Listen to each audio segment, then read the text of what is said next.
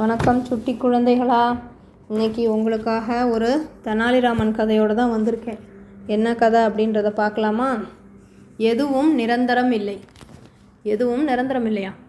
கிருஷ்ணதேவராயர் அரசவையில் தேவநாராயணன் அப்படின்னு ஒரு மந்திரி இருந்தார். அவர் மிகவும் வயதானவர்.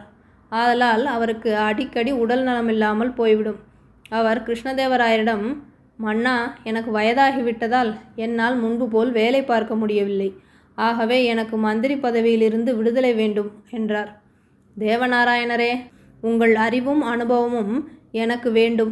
ஆனால் உங்கள் விருப்பப்படி முடிவெடுங்கள் என்றார் மன்னர். மன்னா, நான் ஓய்வெடுத்து கொள்ளவே விரும்புகிறேன்.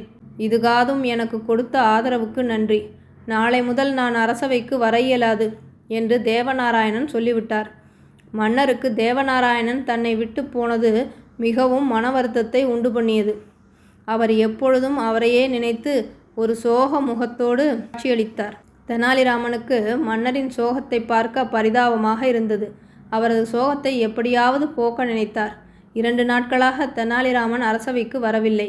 மன்னரும் தனது காவலரை விட்டு தெனாலிராமனை பார்த்து வரச் சொன்னார். மன்னா, மந்திரியார் வீட்டில் இல்லை. வீட்டில் இருப்பவர்களுக்கும் அவர் எங்கே போனார் என்று தெரியவில்லையாம் என்று காவலர்கள் சொன்னார்கள். மந்திரி தேவநாராயணன் போனது மனதுக்கு வருத்தமாக இருக்கிறது.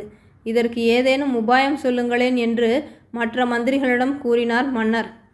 மன்னா, நீங்கள் நகர்வலம் சென்று வாருங்கள். இயற்கை காட்சிகளை கண்டு வாருங்கள்.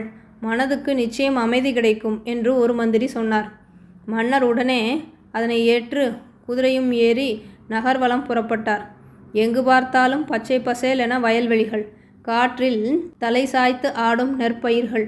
மன்னரின் மனதுக்கு சற்றே ஆறுதலாக இருந்தது. ஆற்றின் 2 கரைகளையும் தொட்டு கொண்டு ஓடும் ஆற்று நீரை ரொம்ப நேரம் கண்டுகளித்தார் மன்னர்.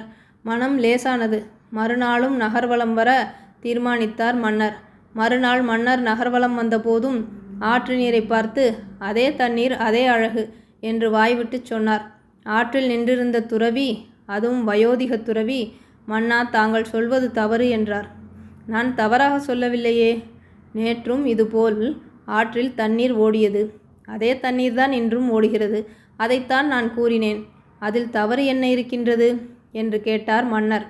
மன்னா, நேற்று ஓடிய தண்ணீரெல்லாம் கடலில் போய் சேர்ந்து விட்டது. இன்று வருவதெல்லாம் புதிதான நீர். இதுவும் கடலை போய் சேர்ந்துவிடும். நாளை வேறு புதிய தண்ணீர் வரும். மேலும் மன்னா, பூவுலகில் எதுவும் நிரந்தரமில்லை என்பதை புரிந்து கொள்ளுங்கள் என்றார் துறவி.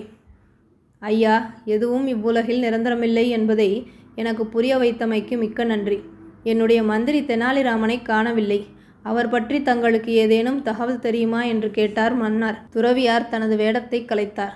துறவியாக வேடமிட்ட தெனாலிராமனை பார்த்து ஆனந்தப்பட்ட மன்னர் அவரை மார்போடு தழுவிக்கொண்டார். மன்னா, தேவநாராயணரை பிரிந்த சோகத்தை தங்களிடமிருந்து போக்கவே இந்த வேடம். என்னை மன்னியுங்கள் என்றார் தெனாலிராமன். தெனாலி, நீங்கள் மந்திரி மட்டுமல்ல, எனது உயிர் நண்பன் என்று கூறி தெனாலியை தழுவினார் மன்னர். சுட்டி குழந்தைகளே, நீங்களும் புரிந்து கொள்ளுங்கள் இந்த உலகில் எதுவும் நிரந்தரமில்லை என்பதை. நன்றி.